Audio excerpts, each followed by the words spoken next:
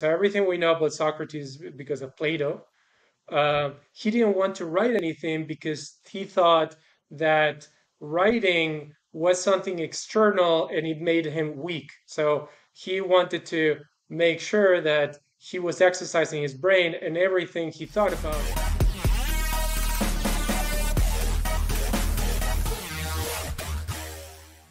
Patrick, hey, thanks for joining us on the show. How you doing?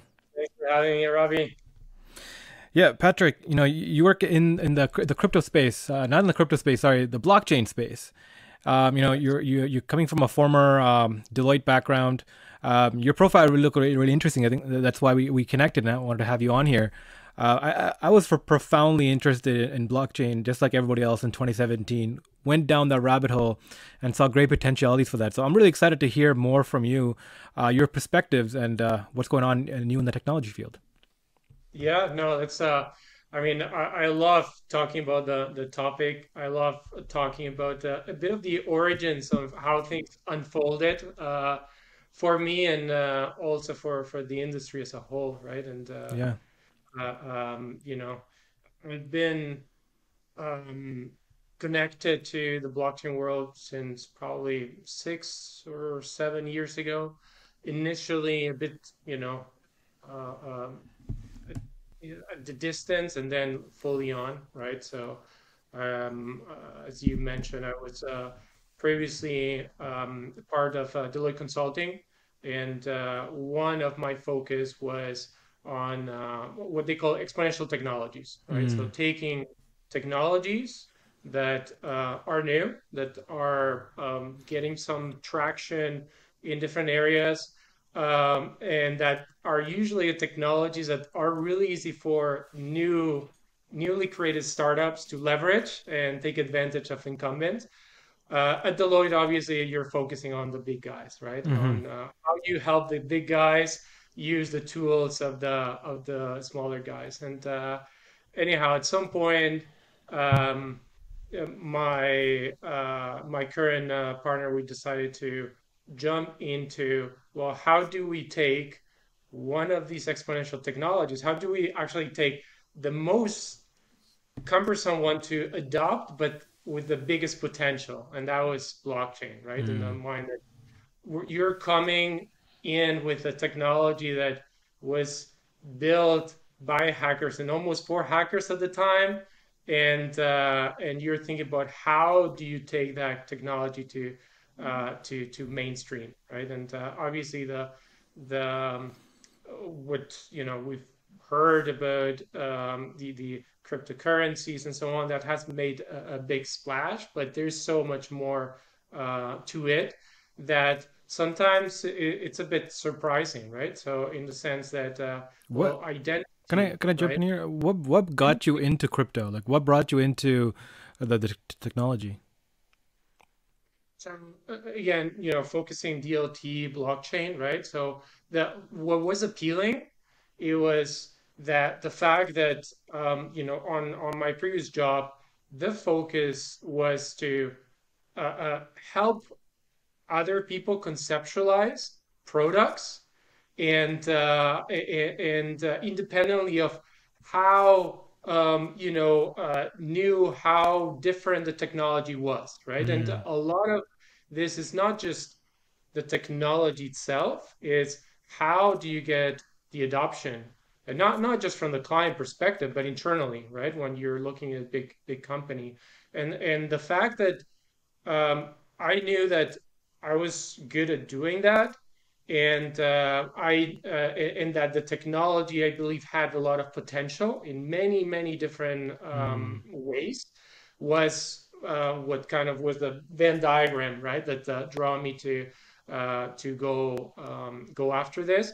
The other thing was obviously my current partner was already down that path. He was one of the founders of the blockchain practice, Kiss and Frank at Deloitte, and I was the lead for the IoT practice, right? So it was a bit of like a merge that made sense. Hmm. The time was right, and we did it. I thought, well, what's the worst that can happen, right? Hmm. I'll do a sabbatical if everything if nothing works, then I'll go back and do my day to day. So that's kind of the story. I always had a bit of a, push for entrepreneurship that I had never materialized. Hmm. And that comes part from my family. So my father was a serial entrepreneur in Brazil. He brought internet to Brazil Oh actually. wow. So like he was very early on the digital side of things, and I always had a keen eye for it. I tried different things, and in 2001 in university, I launched Barcelona Wireless when I was living in Barcelona, which was essentially a network to share your wireless with other people that go by in the street, right? Which is now you have companies like Fun that do this in a much more professional way. But it didn't really succeed in a big way. Hmm. And then the big enterprise side had always been too comfortable, right? So it was always, well, I want to do this. Let's jump into it. I have this great idea, but then you get promoted, and well, maybe I'll stay here. It's life is good. I can't complain, and you keep going and going and going. At some point, I had made up my mind of, that's it. I'm going to be in a large enterprise environment forever.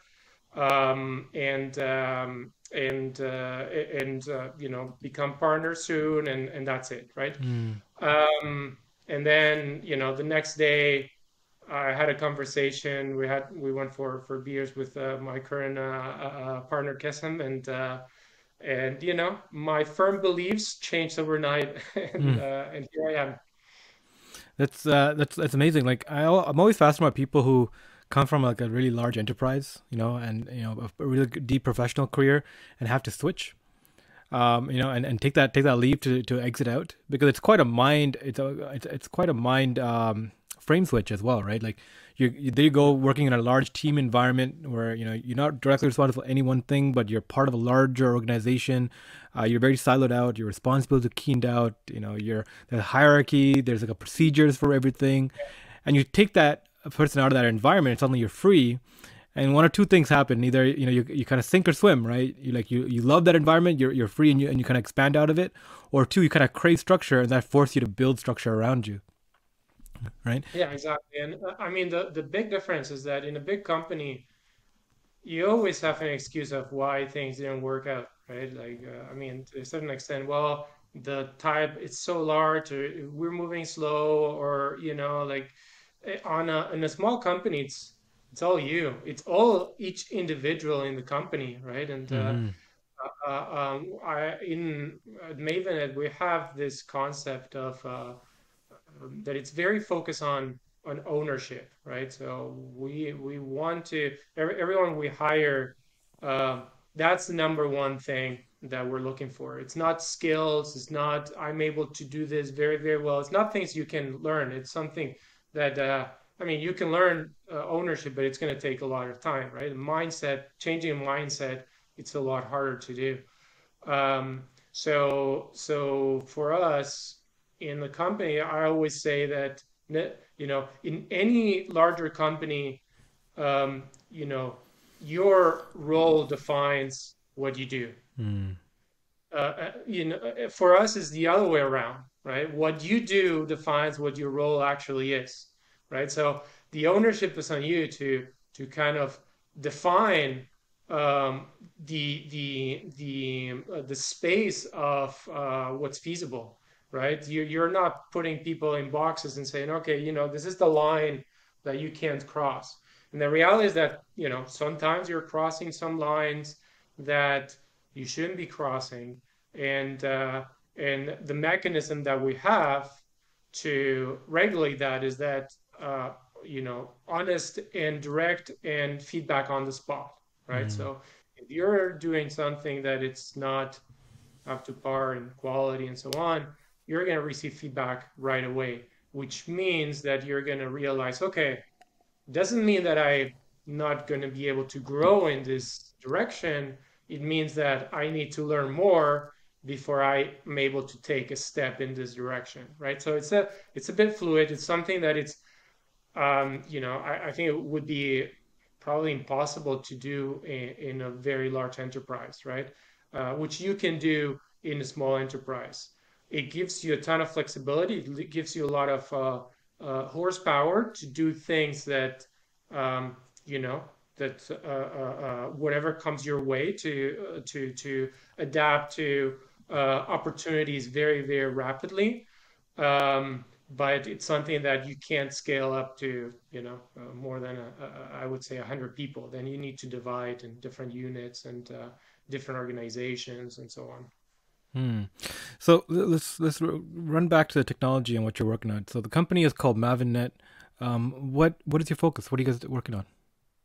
So, well, we're working on a bunch of different areas, but the way we see Mavennet is essentially it's almost like a venture studio that cooks their own food, Hmm. right? Meaning that we identify opportunities on specific industries that we believe there can be disrupted. We build a technology, we come up with a plan, and then we launch an organization. It could be, as part of an individual product of Mavennet. It could be outside of Mavennet as a separate organization. Um, so in that kind of frame, we have now successfully launched Stable Corp a couple of years ago. I don't know if you're familiar with it, but it was a nice press release today because Stable Corp and VersaBank, Canadian bank, joined forces to release the first globally the first stable coin backed by a bank, right? So, or Hmm. issued by a bank, right? So very, very big news. Now, Stablecorp has a life on its own, right? Even though we, in partnership with 3AQ, which is the largest crypto asset manager, the largest BTC fund here in Canada, um, we launched it, and now it's taking a life on its own, and we're happy about it. The other area that we're very focused on is in traceability of commodities. So we started down this path with the Toronto Montreal Exchange. They asked us to help them build a gas exchange platform, and what that led was for us to conceptualize a product that would allow to provide traceability end to end of any commodity. So 2 years ago, we got a contract with U.S. Homeland Security to trace the flows of oil coming from Canada into the U.S. And do what I would call, this is my term, not CBP or U.S. Government, what I would call Nexus for oil, right? So the ability to import oil with zero friction, right? So you report automatically, digitally, that oil is going down to cross the border, and then you essentially don't really have to file anything. It's automatic, right? Hmm. Um, so conceptually picture a passport for a barrel of oil, right? That automatically it's essentially telling you where the barrel of oil has been, where was it originated, where is it allowed to go, and with stamps for every single hop in the value chain, stamps that you cannot recreate on the spot, right? Hmm. So it's a very powerful concept. Now the government asked us to expand it to gas. Also, we're working with the Canadian government to provide a similar concept for traceability of steel end to end. There is quite a bit of economics involved on being able to trace provenance, right? Aside from being able to digitalize the the exchange of information, which is huge. If you think about uh, the movement of oil between U.S. and Canada, what is recorded to have left Canada Hmm. reported to have left Canada and recorded to have entered the US has a 5% difference, right? Hmm. So the data is not necessarily missing, right? And imagine in monetary value, how many millions that Jeez. delta is, right? Yeah. So, but the overarching or the big picture on how to what this means, right, for the industry in general is it's digitalization of industries end to end in the sense that a lot of people are focusing on how do or digitalizing their own businesses, right? So, and everyone, for the past 10 to 15 years has been working on massive digital transformations internally that never end. But for the most part, there's, a Hmm. decent amount of companies that internally they're very, very well digitalized. They know, Enbridge knows where a barrel of oil inside their infrastructure is at any given point of time, right? So that's very, the systems from that perspective are working very well. Now, Hmm. when it comes to, and this is not oil, this is pretty much any industry, when it comes to exchanging information between organizations, the thing changes, right? So you have everything digitalized, you are going to set up a purchase order and you send an email, right? So all that digitalization kind of goes down the drain, right? Or to uh, in the best of the cases, you'll send a PDF or an Excel file, right? And you might be able to commit to digitalizing channels between two organizations, but forget about doing it end to end, right?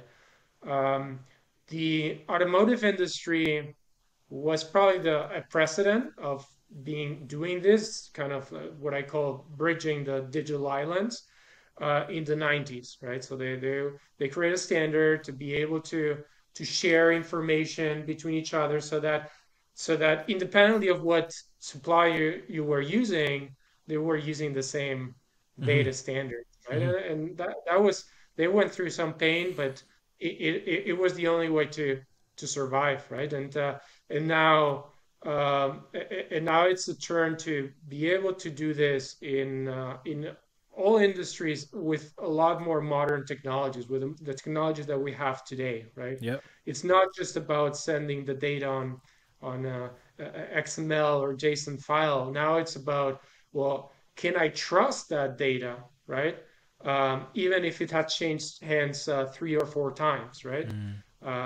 Which is uh, you know the what I was mentioning about a surprising angle that not so many people think about when they think about blockchain in terms of digital identity and creating standards for what it's called verifiable credentials, and these are all standards going through W3C uh, to standardize not only documents but also the trust about that document, right? How can I know that the information contained in that document it's actually legit, Hmm. right? And because the internet today doesn't have that layer of providing trust, right? It has the layer of me sending you information, and maybe it has the layer of me sending you information,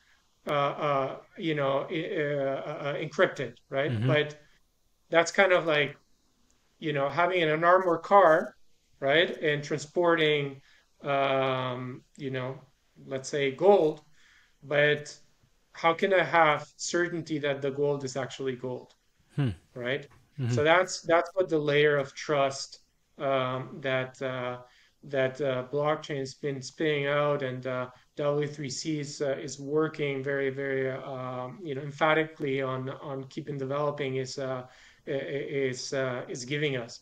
And you can see that for things like provenance, origination, being able to not just have the data, but know that the data is legit, that it's coming from the right places, that Hmm. not just that it hasn't been tampered with, but that maybe someone has asserted the validity of the information, and that has been recorded in a standard way, and so on. Yeah. So So, they Julie, if I can just jump in. So recently, I mean, NFC. So NFC coins have really taken off in popularity, right? The idea of non fungible coins, so tokenized I've heard, assets. yeah, You know, so using cryptography, tokenize a house, and you can do like digital real estate, sell objects like that, cars, just like rare baseball cards, token, assigning like a digital token associated with that, tracing lineage of like when it was sold and passed down, all there as a digital asset. Now, is this similar to that kind of idea, or is this like a separate kind of it's framework? separate. It's separate.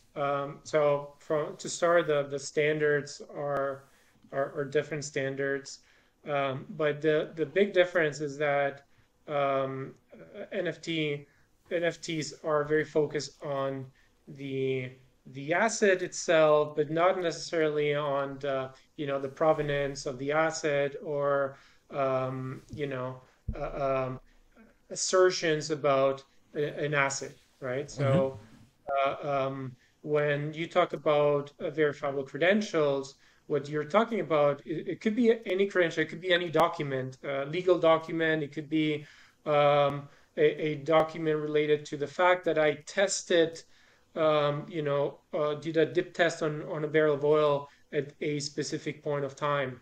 And, 3, 4 hops down the value chain, I want to be able to look at the collective data and actually know that, oh, yeah, so this actually happened. And there's no fragmentation of data. There is no possibility of, yeah, I got this, but I don't know if it matches to this record. Everything is, Hmm. cohesive and interconnected, right? So they're very, very different worlds. It doesn't mean that they can't play together, right? So you could distinctly say, well, for whatever reason, I think that for this specific type of material, I should issue an NFT type of identifier that survives over time. For we're using different types of identifiers, different standards for the provenance, but it doesn't mean that the two worlds can't merge down the road. They're just simply tools that can be used and combined in different manners.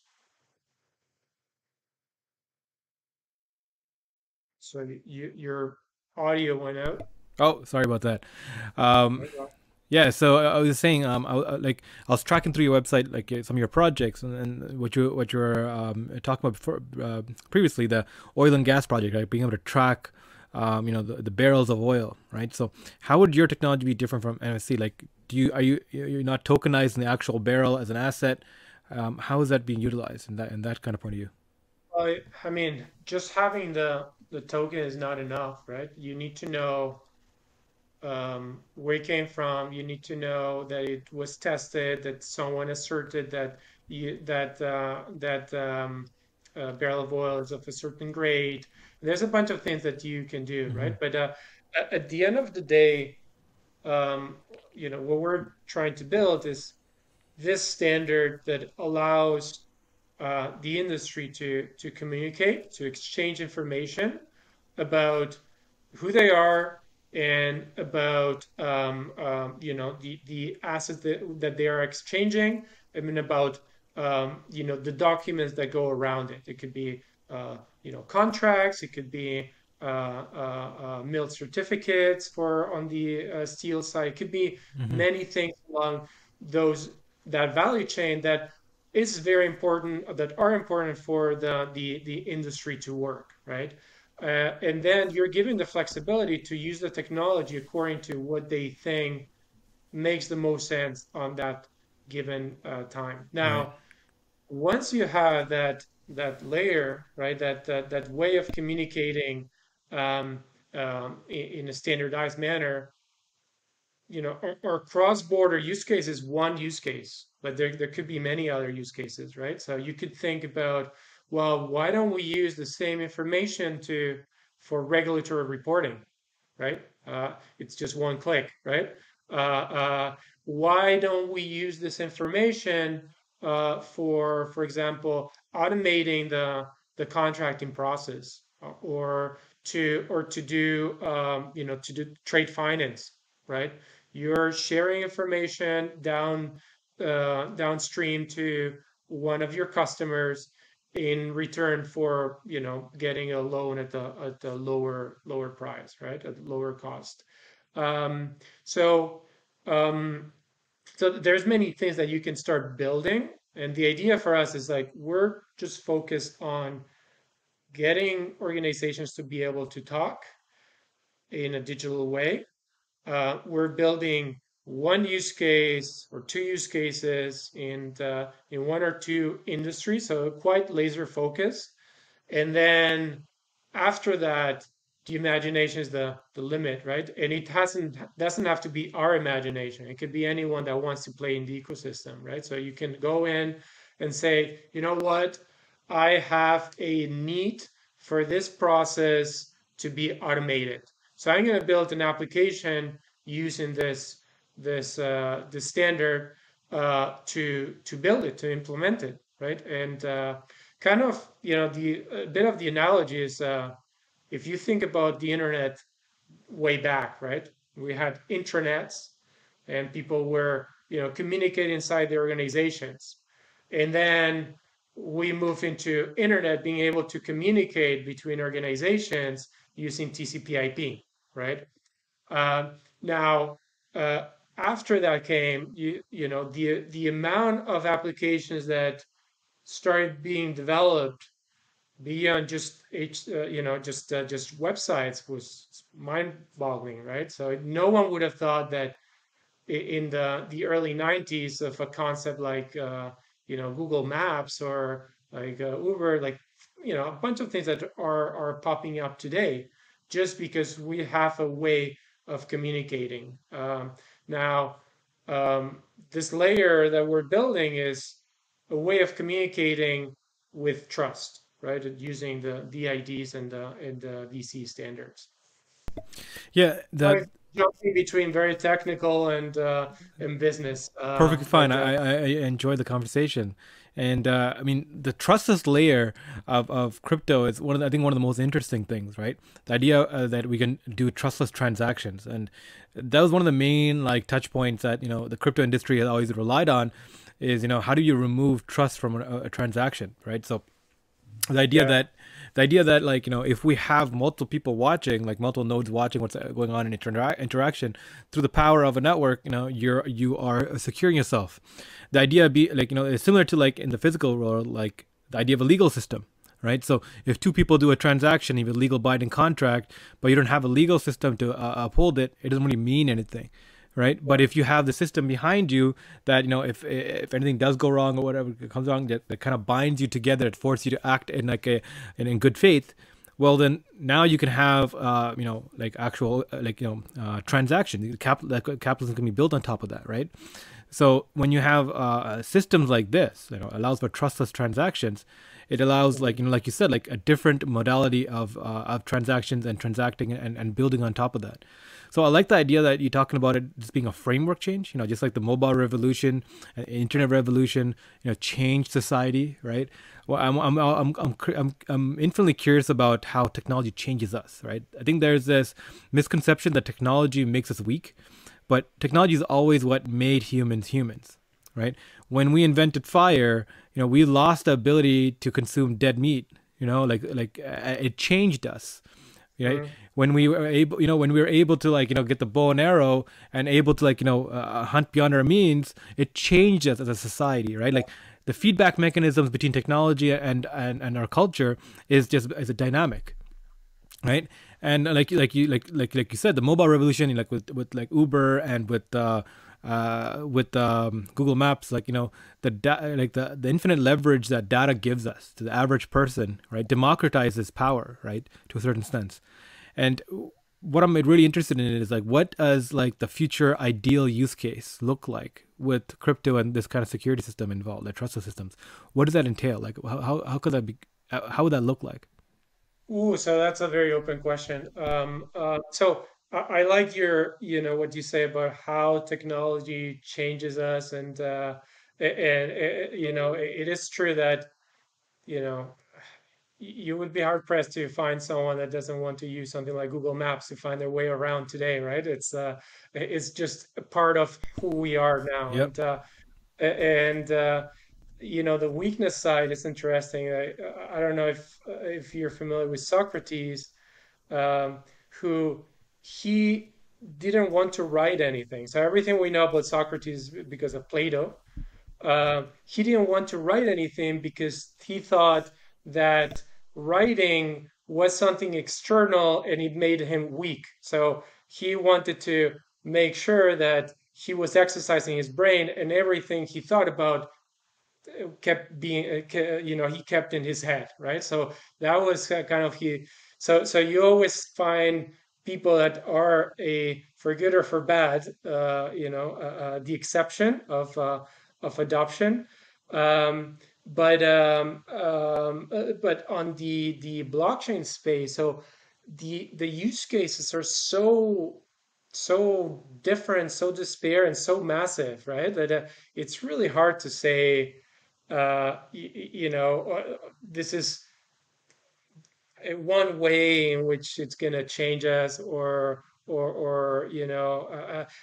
I can tell you is that, um, the order of magnitude of how it can change us, it's going to be bigger than the mobile phone, right? Just think about the quantum leap of having all the business transactions, the trade, all automated. It's just a quantum leap on how we work today, right? And now, obviously, uh, payments and how we move wealth around and how we virtualize assets. This is, and it's evolving so fast that it's really impossible to say, yes, this is what we're going to be looking like in 5 years from now, let alone 10 years from now, right? When we start noticing, the real differences. Yeah, I love that because I've spoken about that too. Like, Socrates, not, during Socrates' time, the Greeks thought that, books, writing was weakness, right? It was like the oral method, the oral tradition was being degraded away. And we think of the same thing about technology now, mobile phones, right? Like all these kids are now looking down. Everyone's always looking down. Like, this has made us weaker as a society. It's taken away our transaction to talk. But same time, look what's enabled, right? I recently, got involved, like, as of last week, on the app called Clubhouse, right? Mhm. And with Clubhouse, I mean, it's like Twitter, but with voice. You can, it's like an infinite corridor full of conference rooms. Some are huge stadiums, some are really small, and you can just jump in, jump out, and then like have conversations, listen to people talk, and it's a complete new format of of mass communication, right? And I was talking to this about the CEO of Knowledge Hook. It's an ed tech platform, and he's like, this brings back almost the Socratic method, right, of communicating, the oral tradition of, you go into a stadium and then you listen to somebody speak, and like everyone's listening and then can participate in a panel discussion and all that kind of stuff. But except it's ethereal, right? These people, everyone's spread across the world. You can jump in these rooms and come together. It is changing the way we communicate and kind of spread information. So So I haven't, I've been curious. I enrolled in, but I haven't had time to try it. So how does this work? People take turns, or you're supposed to wait and do kind of your spiel uninterrupted for a certain amount of time, or because otherwise I imagine that a lot of people talking at the same time might be like a chicken cage, no? No, absolutely. So I thought the same thing when I first started, but really, what it is, it's like there's actually three different rooms. So the first room is run by the moderator, who can bring in speakers, and you can have as many speakers as you want, or you can keep it to very few speakers. And then the second room is people who follow the speakers, who get notified and come in, and they come in. And then the third room is people who are just randomly there, right? But only the top panel can speak, and the moderator can control who speaks at any time. You can put people back into the audience. You can bring people up as a speaker, right? You can mute them, all that kind of stuff. You can make other people moderators. You can ping people to bring them into the room, right? So over the past week, we've been experimenting on different types. So we've been having open panel discussions, right? Like mostly with the podcast guests. So I'd love to have you, right, come join us tonight. And so every night, Monday to Saturday now, from Oh 8:30 yeah. to 10 o'clock p.m., we run a clubhouse room, and we have What open time? speakers. 8:30 to 10 o'clock p.m. EST. Today I can't, but yeah, I would love to be part any other day for sure. Yeah, yeah. Uh, yeah, send me the details offline afterwards. Yeah, like one of the things I love doing is like putting the head of like $100 million unicorn startup next to someone who's just raised $800,000 for an ed tech play, next to somebody who's just building out like an IoT company out of California, next to a university professor who teaches media studies. Right? You can just bring in all these different types of people and just target it towards the topic, or let it open discussion. Right? It is like such a novel way of like exploring ideas. Sounds amazing. Yeah. But roping back to like our conversation here with cryptography and like the future of that, right? Like one of the things that really stood out to me as crypto projects is the assetization of IoT and people, right? Like how you yourself can interface with the government, having like a crypto ID, crypto identifier, right? So just like you have a passport and all these IDs, you can have like a unique identifier that you can transact with other objects with, right? Whether it be government, whether it be other crypto assets, things like that. I always thought those programs be cool. Secondly, like programs like IOTA and IoT innovative projects.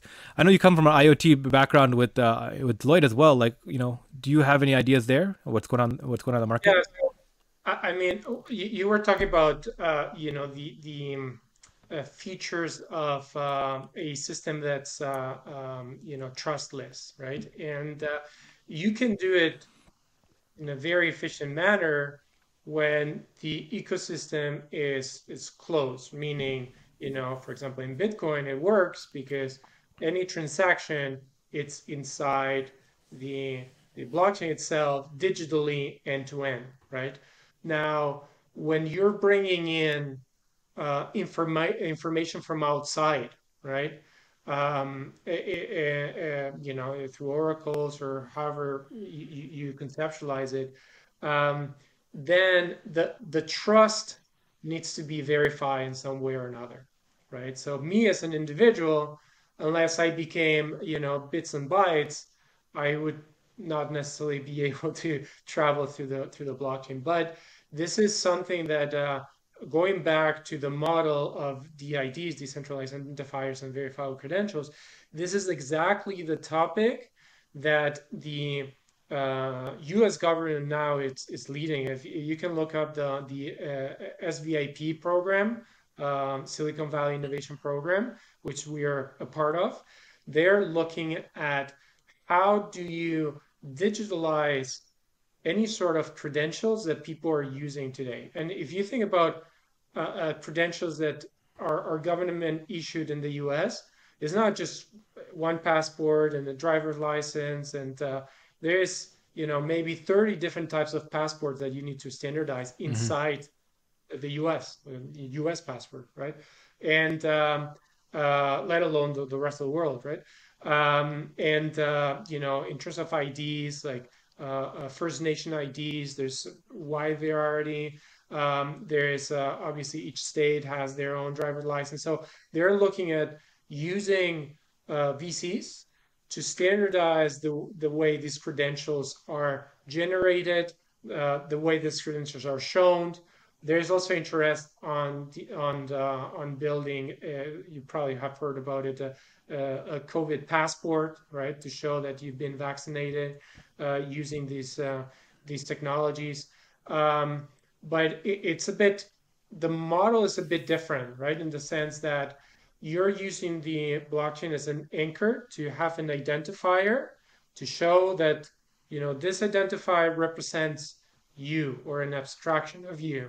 And Mm-hmm. it gives you a key to sign something, right? And you can sign it and issue a document, and get it attested by someone else. And, and you can carry it, you can give it to someone to carry it. But that movement of that verifiable credential doesn't happen inside the blockchain, right? Because you have to find different ways to replicate that trustless system when you're moving around outside. When you're interacting with humans directly, and you're not, thinking about like a simple ledger, or keeping track of who owns what, right? That's a very simple use case, right? When it comes to, well, did you study in this school in the year 1996? And how do I know this, right? Um, so in a standardized way, right? You cannot create a blockchain for everything, or a use case for everything. You have to at least think about how do you standardize those use cases, and that's uh, what uh, what the technology allows you to do. Same thing, same model would be applied for IoT, right? You need sensors producing some data, and you need some way of verifying or get a level of trust that that data is correct. Because even if you're putting that data in the blockchain, what if I, tamper with the communication or with the chipset, or, there's many Mm-hmm. ways around it, right? So you need to think about making sure that that information is also trusted and validated before it goes anywhere else. Otherwise, it's just, a set of immutable garbage, right? That you put in the blockchain can never change, right? Yeah. So What do you think? What do you feel about like the future of data and privacy? Right, like as more and more we're able to capture data ourselves, and more we find ourselves vulnerable to it. Right, even like high institutions like the Canadian Revenue Agency to Equifax have been prone to breaches and all these things being scraped out. I mean, what happens when like we have the ability to like monitor just like from your Apple Watch and stuff, like devices like this, you can take all this biological data that goes gets streamed to your doctor's office. There's all this intimate, more and more intimate data of ourselves becomes more and more open to being stolen away.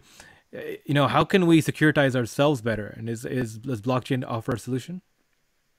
yeah, so at the end of the day, the more data you're using, the more data you're generating, and the more digitalized your industry or your organization is, the more prone you're going to be to have a bigger surface of attack, right? Or privacy breach, or um, so so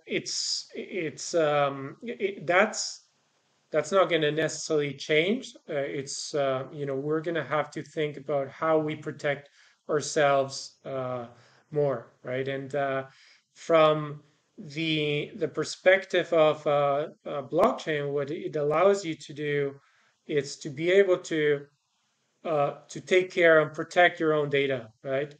So, for example, in the VC model, you might be carrying your own passport in a digital way in your wallet, right? Um, Now, if you're careless about your data, then you're going to have a problem, right? Blockchain is not going to solve you any problems in that respect if you're not careful, right?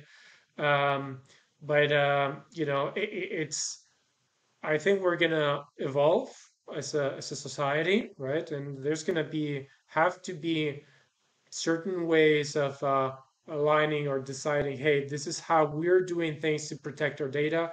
And yes, when there is rapid innovation, uh, you know, uh, uh, there is also challenges like these that are unavoidable, right? But if you don't embrace them, they just get worse and worse, right? so so yeah, that's a very super important topic, and it should be more on top of mind of people in general. And usually the technology is not necessarily the weakest link. I don't know who was it. I think it was Bruce Schneider, which is a cryptography guru or expert, um, that said that the security on the internet is like moving an armor a truck full of cash from a bench of a homeless person to